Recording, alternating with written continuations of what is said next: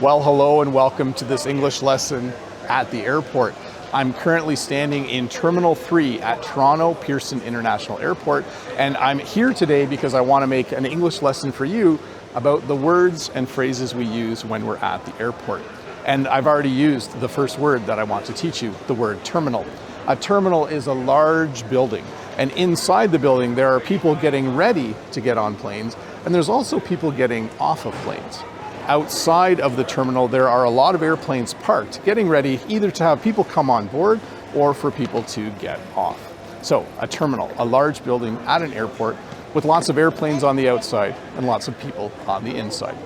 Before we move on to the next words and phrases I want to teach you though, I want to thank Preply, the sponsor of this video.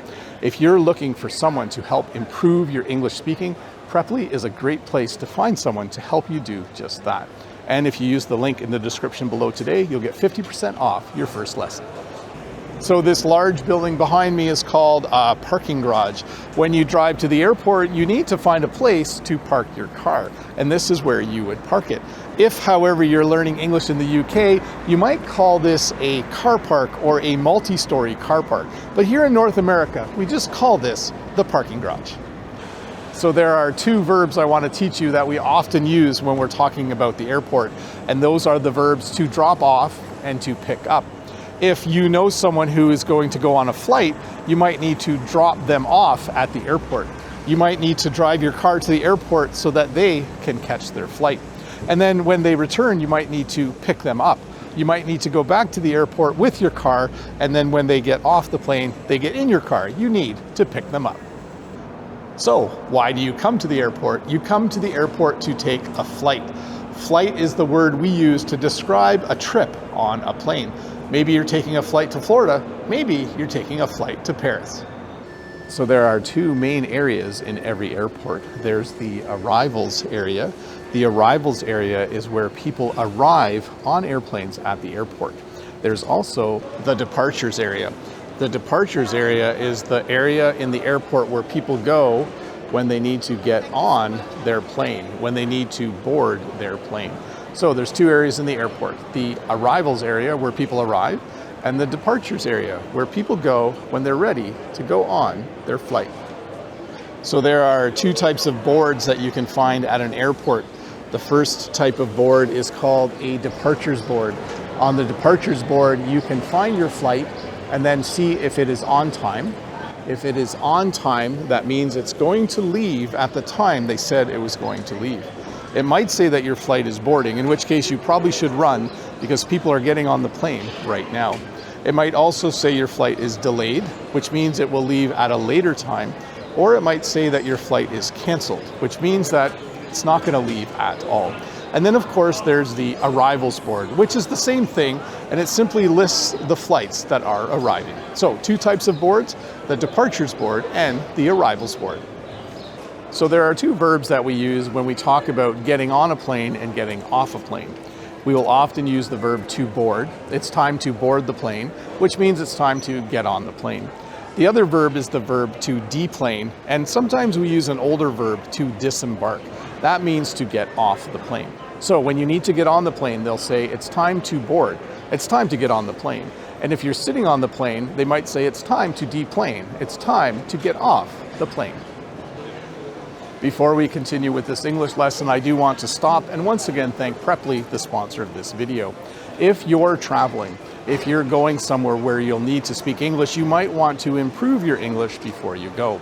And Preply is a great place to find someone who will help you do just that. In fact, there are a number of reasons why you might want to improve your English, and at Preply you can find a tutor who will help you with that specific need. Maybe you just want to improve your spoken English. You can go to Preply and look for a tutor who specializes in English conversation. Maybe you have an English test coming up and you really need to study and you need a little bit of help. If you visit Preply, you can find someone who specializes in helping people prepare for those tests. Maybe you're going to an English-speaking country and you're a little bit nervous. Maybe when you speak English, you aren't as confident as you want to be. Well, having English-speaking practice with someone from Preply removes some of the stress. It allows you to practice your English conversations with someone you trust and someone who will help you before you have to have real English conversations on your trip. So Preply, a great place to find someone to improve your English. If you're interested and if you use the link in the description below today, you'll get 50% off your first lesson. Another thing you'll find at the airport is something called an escalator. An escalator is this really cool moving stairs that allows you to go from one floor to another. So there are 3 things you need if you want to take a flight. The first thing you need is a ticket. A ticket is simply proof that you paid for the flight. It might be a digital ticket or an e-ticket on your phone, or it might actually be a piece of paper. You also need a boarding pass. This as well might simply be on your phone, or it might be a piece of paper you get when you check in at the airport. The boarding pass is proof that you are allowed to be on that flight. And then the third thing you need is ID. Probably the best form of ID would be your passport, but you might want to bring a driver's license or another form of ID as well. By the way, ID is short for identification. So 3 things that you need. You need a ticket, you need a boarding pass, and you need some form of identification. So one of the things you need to do when you get to the airport is you need to check in. This basically lets the airport know that you are here and that you're planning to get on your flight. Part of the process when you check in is that you need to check your bags. So here we have a baggage check area or a baggage drop-off area. You will use one of these machines to basically print a luggage tag. You will put it on your luggage and then you will drop it into the baggage drop-off area. So what do you do when you get to the airport? You need to check in. You need to check your bags, you need to print luggage tags, and you need to drop off your bags so they can put them on the airplane. So you've arrived. Where do you get your checked bag? The bags that you checked in to go on the flight? Well, you come to the baggage claim.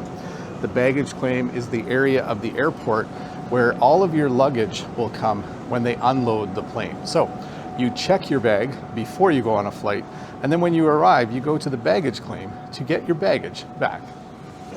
So there are a few different words you can use to talk about your luggage. So you could say that you have suitcases, you could say that you have baggage, you could say that you have luggage. Sometimes I even just say bags. And there's a few different kinds of bags. The larger suitcases or the larger pieces of luggage are the ones that you need to check in so they can put it into the airplane. But there's also something called a carry-on, which is a much smaller piece of luggage. And then there's something called a personal item, which is more like just a backpack or a purse, a small backpack, by the way. So a couple different ways to talk about it. You can say luggage, you can say suitcases, you can say baggage. And then when you talk about the smaller one, it's a carry-on. And then if it's something really tiny, like a purse or backpack, we simply call it a personal item. So there's a place at the airport called security, and you need to line up so that you can go through security. Now, security is just a short way of saying security checkpoint or security screening point.